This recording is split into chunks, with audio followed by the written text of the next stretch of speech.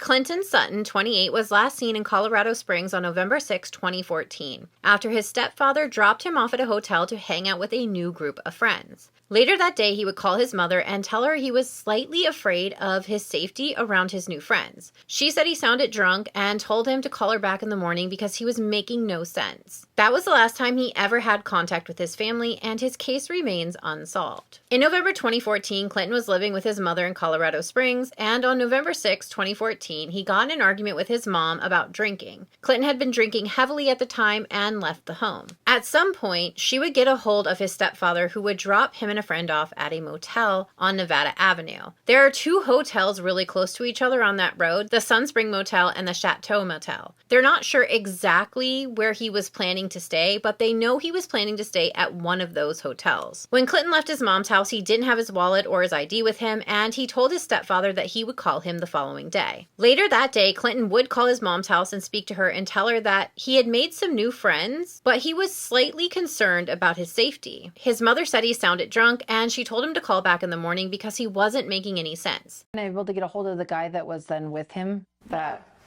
And you know, Clinton had lost his ID. That's why the guy was with him.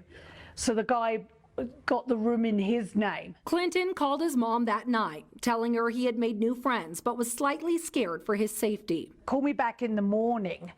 And I never heard from him ever again. 2 months after Clinton vanished, a letter addressed to him from Social Security arrived at his mother's house that indicated that someone had used Clinton's Social Security number to apply for federal benefits. Clinton's sister would also get a call from the Social Security office because the paperwork used to file Clinton's benefits listed her as a contact. But that's not the only strange clue that has come to light for this family. He probably doesn't want to be found, especially too after we found out that he applied for benefits. In January of 2015, months after going missing, Sutton's Social Security number was used to apply for federal benefits, giving his sister's phone number. I changed my number, so we know it was Clinton that applied for the benefits. So that just made me think that he chose to leave, but then also I have dark thoughts that maybe he's being trafficked. Clinton's family says it's uncharacteristic of him to go without being in contact with his mother this long, and he hasn't accessed the federal benefits since he disappeared. Clinton's case is currently listed as missing under suspicious circumstances, and his case remains unsolved.